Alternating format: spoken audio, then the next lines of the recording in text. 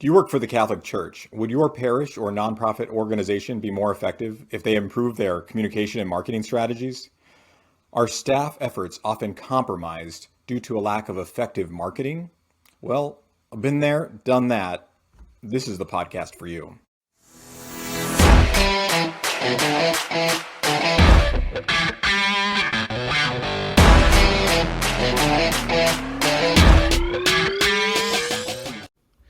Welcome to Serious Catholic Leadership, the place where you can come for clear answers and straightforward advice on all topics related to working for the Catholic Church. No fluff stuff.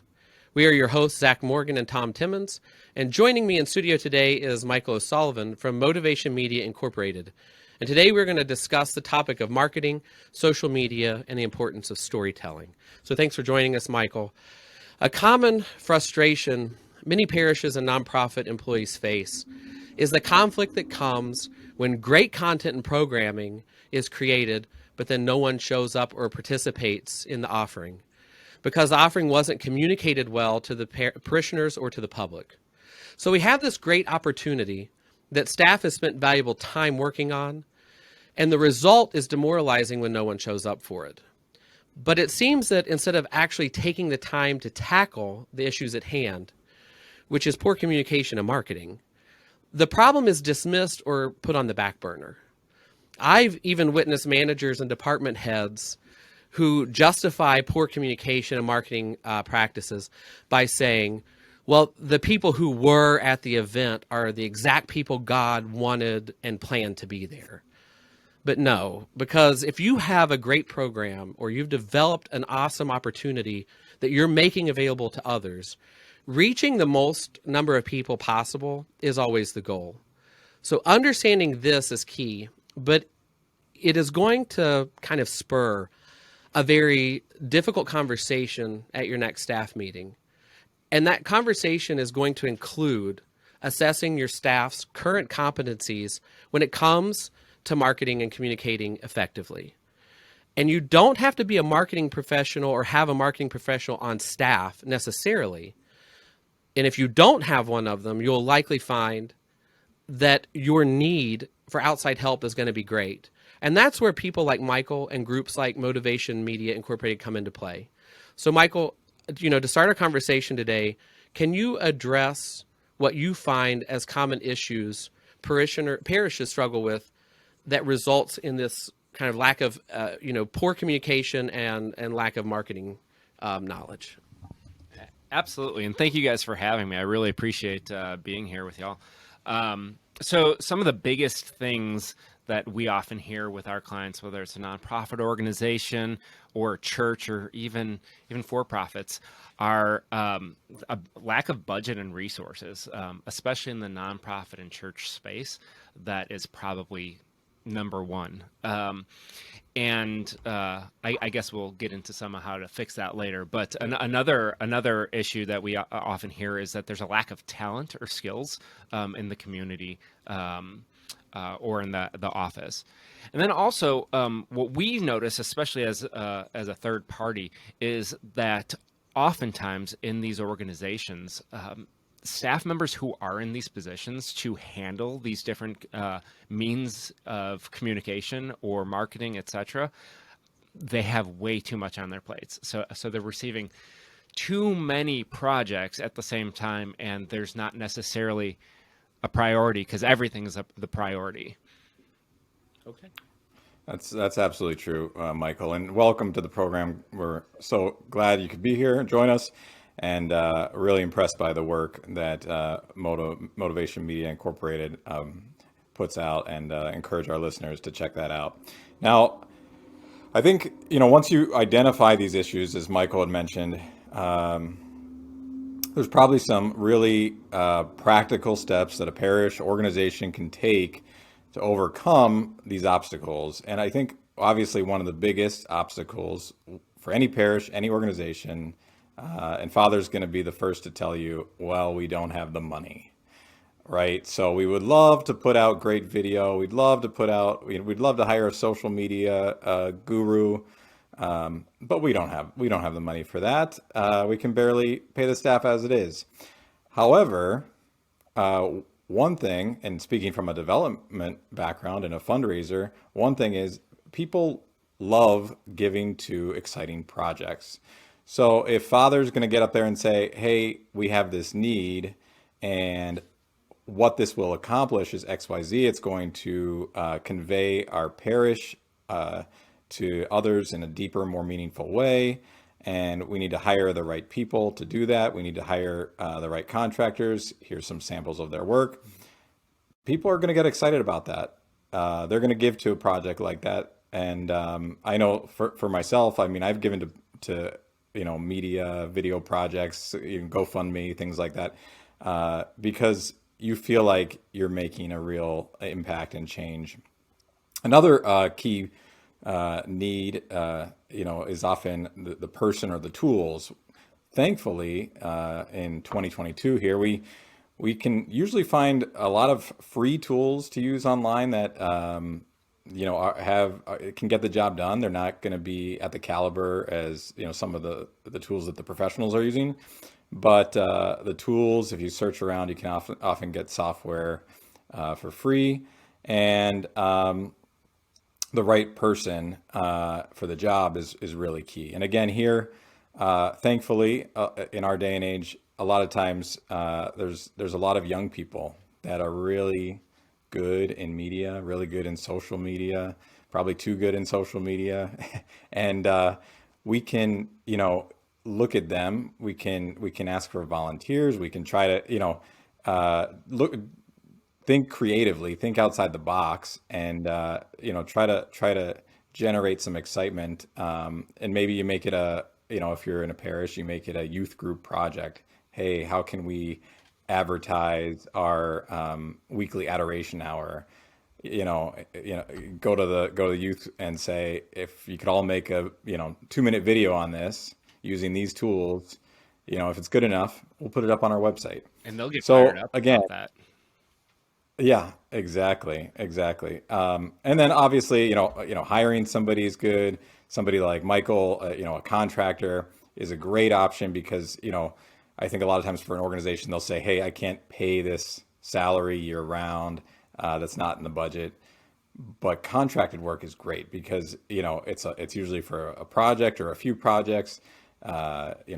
You pay what's due, and then that's it. You move on, and if the work's good, a lot of times you're going to go back to that same person, and you're going to hire them for additional projects. So, you know, again, doing things like polling your staff, your current staff, you got your secretaries, your DREs, and you're going to say, hey, well, this is what we need to do, so do it. Again, this isn't a fix. This isn't going to solve any problems, and it's probably going to make matters worse. It's going to make your staff feel overworked and misunderstood, really, because a lot of times, this isn't why they were hired, and this isn't their expertise. That's exactly right. So everybody's just going to feel just all around the pressure and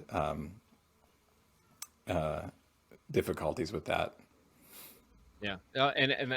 So one of to me, one of the funniest things I hear over and over again is, well, just remember we're a nonprofit, or just remember we're the church. And to me, that's such a cop out for, here's why we're not doing it. Well, it doesn't matter how big your organization is. It doesn't matter how well equipped your organization is. In 2022, if we're not doing media, if we're not putting out content in some way, shape, or form, and I mean quality content that provides value to our communities, we don't exist. And so no longer should we, as churches or nonprofits, be saying, well, we're nonprofit, we're the church, like, here's why we can't do this. No, like, everybody's got a smartphone. Like whether you're consuming any sort of podcast or business content, like, they're all saying the same thing. Like, we all have a phone, like a computer in our pockets, or a camera in our pockets. Like, we have no excuse not to do this. This may not produce the same sort of quality video as some of the tools that we're using at Motivation Media, but good Lord, like, everybody has one of those. So we no longer have the excuse to say, well, we can't do this because, like you Right. said, even somebody in the office who doesn't necessarily have that skill set can go take a picture of the classroom at the parish school and say, here's what our third graders are doing today or learning today. I mean, it's we overthink these things, even within my own company. Like, we're in the process of sort of rebranding and updating who we are as a company, and we are some of the worst offenders at putting out our own content, because we're good about doing it for other people, but then when it comes to us, sometimes we're too close to that situation, and so we say, well, we'll get to it when we have time. Well, if we're not doing it, we don't exist. Right. Eventually people stop coming through our doors, people stop calling, people stop being interested in who or what we are, and we Right. lose some of that relevance.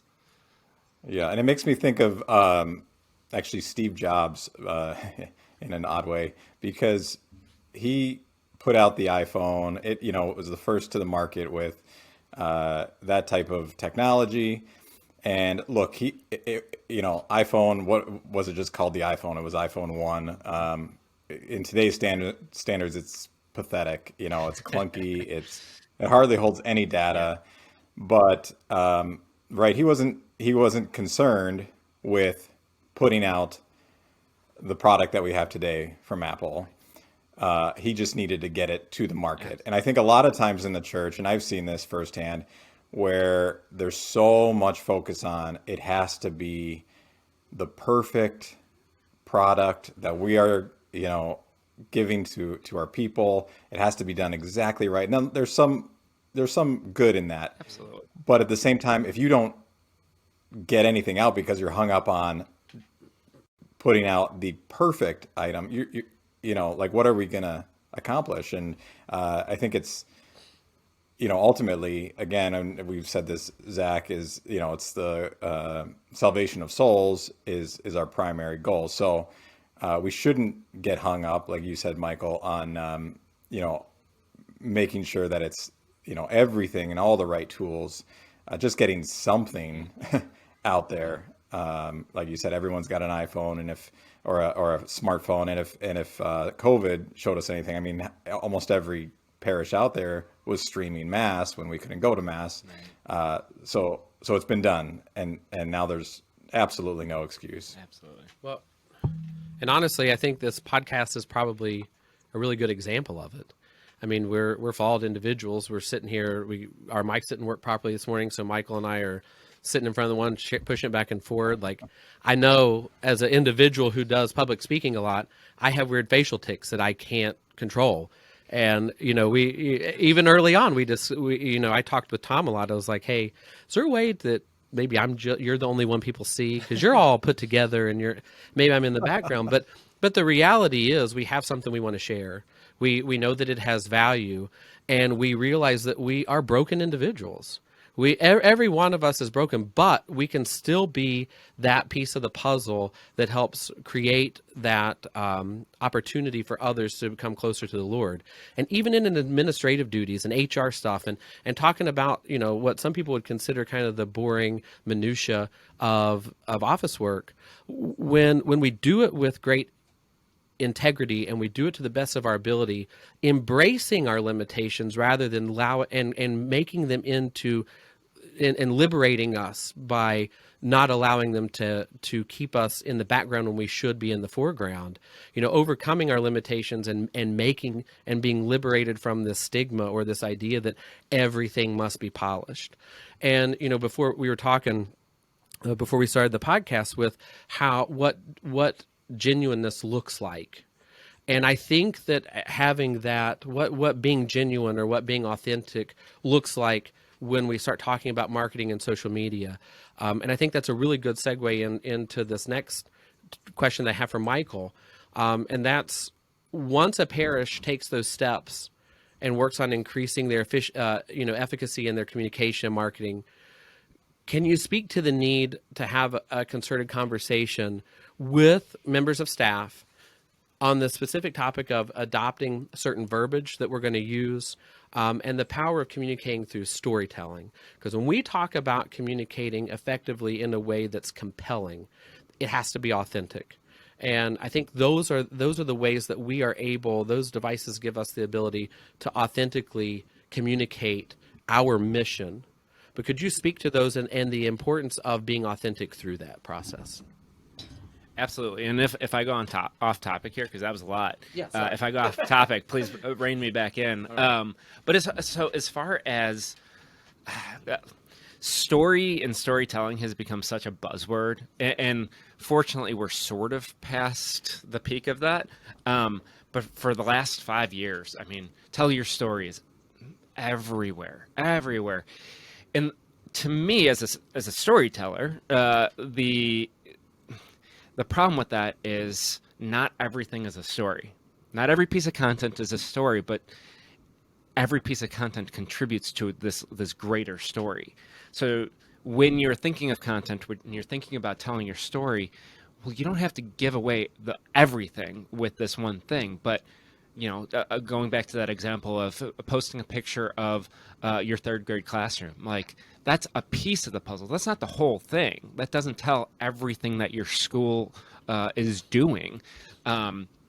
So anyway, it's just a way of sort of rethinking. Not everything is a story, but everything contributes to something bigger. So going back to even that polished thing, gosh, like just put it out. Just put out the content.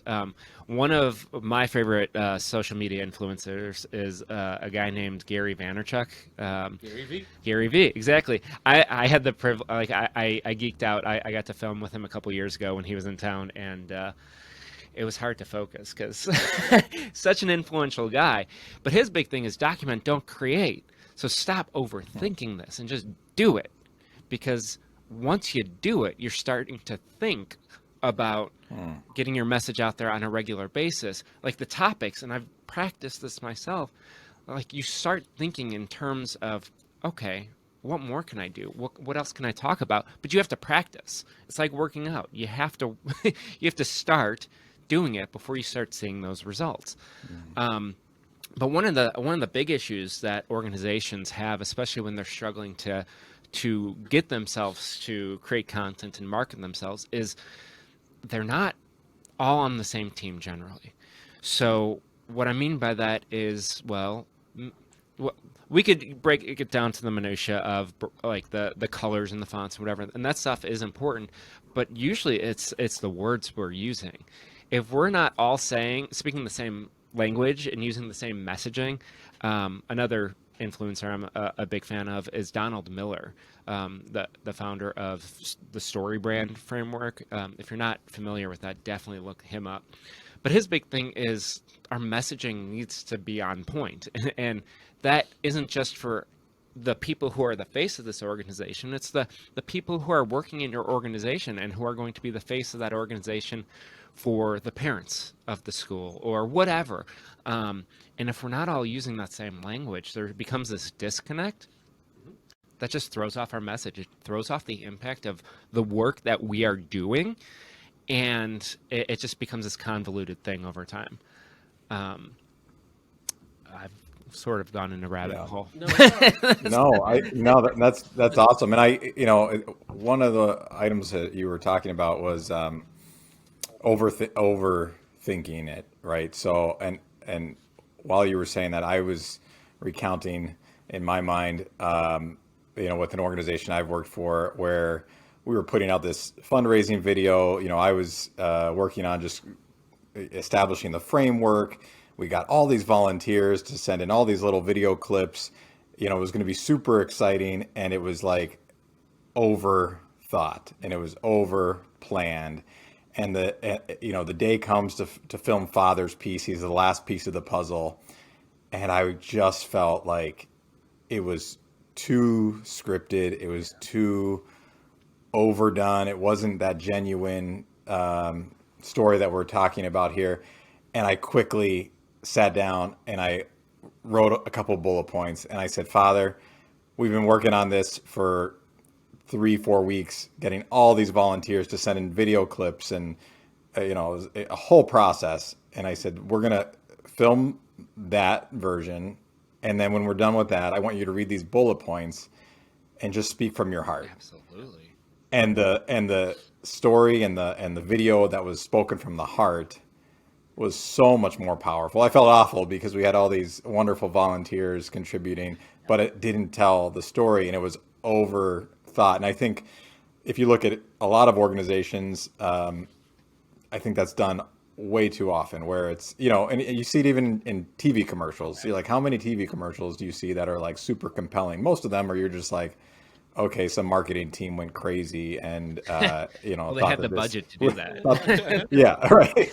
And they thought this would speak to me. But the ones that a lot of times are just so simple and genuine, like we're talking about, have such a greater impact. And one thing to tie back into leadership as well, I think, is just to mention that, obviously stories in media, stories in video are so important, but even just stories as a leader are vital to an organization, to the staff. When you look at, we were talking about the mission of Christ. I mean, how often did he use parables and stories to convey his mission, to convey to his apostles, disciples, really You could probably what the fill a church is all book of about? those parables. Yeah, yeah. So, exactly. I mean, Sorry, neither of you reacted to I know. that. There you go. It's called the Bible. It's We like- do have a book of parables. I'm not familiar. Okay. It's one bestseller. Right. So, just to kind of bring it all back in, at the end of the day, I think here it's imperative that parishes, organizations really have an open and honest discussion with their staff, volunteers, and those able to give additional insight who may be third parties as to the efficacy of your current communications and marketing practices. And then once flaws are found, we need to take the steps necessary to make corrections, right? So it's anybody, can point out the problems, but making the corrections is really where it's at. And again, just that consistent message from leadership, from staff. I don't want to segue too much here, but one other note on that is a lot of times you find in parishes, right, that there's some headbutting, people don't see eye to eye, or people have negative things to say about the organization they work for, even if it's all mostly good. And one thing that I've always encouraged my clients at Pax Lumina and various others to say, look, if you have negative things to say, it's fine to gripe to like your spouse or, maybe a coworker, but don't do it publicly. Don't talk negatively about your organization publicly. You lose all that credibility. So, obviously we need to work through things. Let's not like make that the main issue. So I think, just continuing, that mindset of, hey, we have a greater mission here, and not getting bogged down in the nitty gritty difficulties of work life. And then some other things is, once you find those flaws, you move towards a solution. And again, this isn't a one-time conversation. This isn't, hey, okay, we found a solution. Let's fix that. Let's hire Michael. He's going to produce our video, and that's it. We made an amazing video. We're done. No, that's just like one step. So continuing that conversation, continuing to revisit what's our communication strategy, how does the outside see us? That's so vital in any parish organization. How does the outside see us? And can I just say, don't be afraid to find those flaws. Because if you don't control your own story, somebody else is going to. So control what people are saying about you and don't be inauthentic. But good Lord, share the good, especially if you are a parish. Like if the ultimate goal, and I have this conversation with a parish that I'm working with, if the end goal is to get people to heaven, like what are we afraid of? Like we have to put our egos aside and say this is for the goodness of souls. Well, and And I'll say a lot of times when we're having those conversations, there are people who are in the room with us who feel like there are certain sacred cows when it comes to certain things that the parish does or doesn't do. And when you're going to talk about efficacy as a whole, like how well are we performing at our mission, you have to be willing to kind of challenge the sacred cows every once in a while. You know, we other than the other than liturgy, other than the priest extending his hands over the matter and consecrating bread and wine into the body and blood of Christ for Catholics, the question of whether that happens or not for us is not on the table. But as far as how well we communicate that and make that available and then make the teachings that flow from that available, there really are no sacred cows. We need to be questioning our duty, our programs. And sometimes we feel like, well, this program's been around forever. It's always been run this way. This is just the way that they do it. And they're effective because they've got 30 people show up. Well, but maybe we need to have the audacity. That's a great, being audacious is a good thing. As long as you're audacious in the boardroom or in the conversation you're having with staff meetings, be audacious whenever you challenge the sacred cows or the programs have been around forever, but then be reserved in how you communicate that or make the changes. Be audacious with your expectations and allow them maybe to fall from the unattainable to the attainable, but start with the unattainable because you may end up going farther than you would if you wouldn't have challenged those sacred cows. So in those conversations, it's just so important to remember other than for Catholics, other than questioning like authentic church teaching and dogma, we need to be questioning all of our practices and all of our programs and the way that we're communicating that to the world. And I'd say don't be afraid to ask the question internally of what if? What if we tried this? What if we communicated differently? Yeah. Absolutely. It's true. Yeah. All right. Absolutely. Well, Michael, thanks for joining us today and giving some great insight. As always, thanks for listening to Serious Catholic Leadership Podcast. And we'll sign off today by actually giving Michael an opportunity to let us know what he's currently working on and giving us a little bit more information about Motivation Media Incorporated. Wow, I thought we were friends. Really quickly, so Motivation Media Inc. And I'm just going to read off this because, like I said, we are in the process of getting our messaging straight because we've been in business for 7 years and we are maturing. So we help brands become the brand that their audiences trust, and we create essentially custom video content that they can use over and over again to engage their audience and grow their brand. And the way we do that is in a strategic way, which really is based around content. And it's not just video content. That is just, Tom, I believe you said it earlier, it's just a piece of the puzzle, just like, content is part of the story. It's not the whole story. So it's just a piece of the puzzle.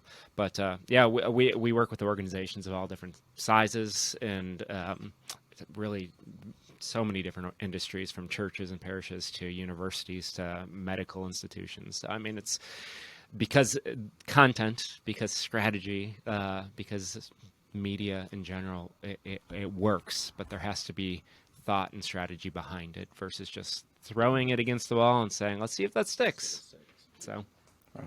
And Michael, where are you based out of, and do you serve clients nationally? Yes, so I am based out of Mobile, Alabama, originally from Chicago, if anybody knows where that's at, and but yes, we work with organizations all over the country And international. Awesome, great. You've traveled internationally. I have, yeah, but yeah. Awesome. Well, thank you again for your time today, Michael. It's a great conversation, great having you. Please join us next time on Serious Catholic Leadership.